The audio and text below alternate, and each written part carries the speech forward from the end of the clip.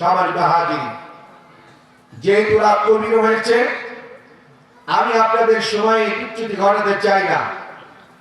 আমি নির্ধারিত একটি আয়াতের আলোকে মুক্তাচার কিছু কথা বলে দোয়া করে আপনাদের মাঝ থেকে বিদায় নিতে চাই ইনশাআল্লাহ। তার আগে আপনাদেরকে জানতে চাই, আজকের এই কোরআনের মাহফিলে এসে আপনারা খুশি না অখুশি? কারা কারা অখুশি আছেন? এই গভীর রাত্রে দুটি হাত আল্লাহকে তুলে একটু দেখান, কারা কারা আছেন অখুশি? মাশাআল্লাহ, হ্যাঁ অখুশি আছেন, তাই না?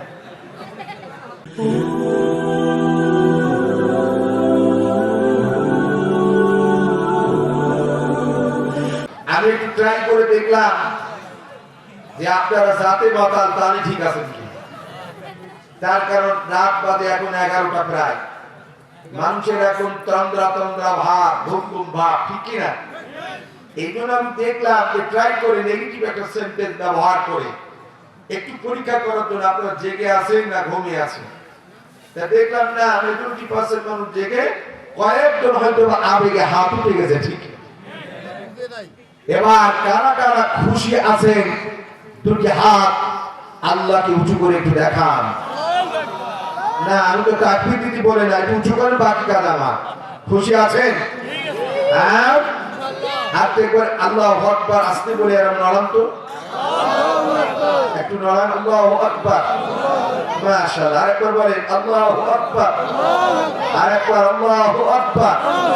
এবার হাতটা স্থির করেন। আবার তো একটু ওয়েদার চেঞ্জ হওয়ার কারণে ঠান্ডা ঠান্ডা ভাব, আপনারাও আমার সাথে শরীরে স্পিরিটটা নিয়ে আসি একটু। আমি যেমন করবো আপনারা একটু করবেন, রাজি আছেন তো ইনশাআল্লাহ? সবাই কণ্ঠটা একবার এমন করেন তো,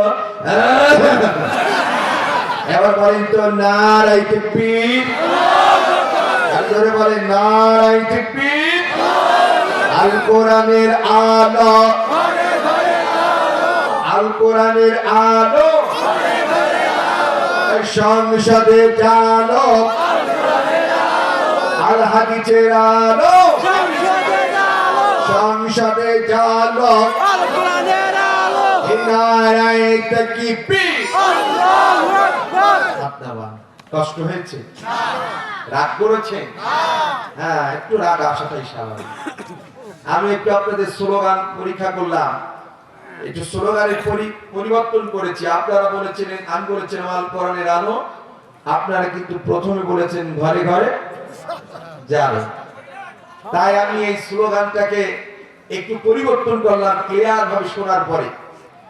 আমিও আপনাদের মতন যখন জাতির শ্রেষ্ঠ সন্তানেরা মাহফিল করতো, মঞ্চে কথা বলতো, ওনারা যখন বলতেন আল কোরআনের আলো, আমি নিজেও বলতাম ঘরে ঘরে যাবে আল কোরআনের আলো।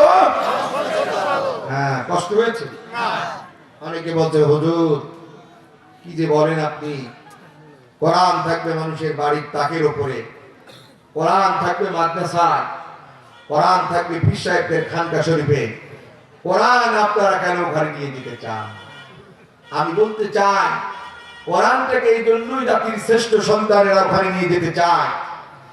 যে দেশে চুরি হলে তার প্রমোশন হয়, যে দেশে ধর্ষণ করলে তার বিচার হয় না, যে দেশে নির্বিচারে মানুষ হত্যা করলে তাদের বিচার হয় না, যে দেশে জনগণের সম্পদ লুণ্ঠন করে আকাশ চুরি বাড়ি আর গাড়ি বানানোর পর তাদেরকে সমাজপতি বানানো হয়। এই জন্য আমি মনে করি এই আল্লাহর কোরআনটাকে যদি বাংলাদেশের পার্লামেন্টে নিয়ে যেতে পারেন, এদেশে চুরি থাকবে না, ডাকাতি থাকবে না, লুচ্চামি থাকবে না, গুন্ডামি থাকবে না, ভোট ডাকাতি থাকবে না। জনগণের সম্পদ লুণ্ঠন করে আকাশ চুরি বাড়ি আর গাড়ি কেউ বাংলার জমিনে বানাতে পারবে না। কথা বলেন ঠিক? এই জন্য কোরআনটাকে ওই জায়গায় আমরা নিয়ে যেতে চাই, অন্য কোনো কারণে। যদি বলেন রাগ করেছেন? কোরআন এবং হাদিসের আলোচনা শুনতে তাহলে আমাদের ভালো কি বলে লাগে কি লাগে না?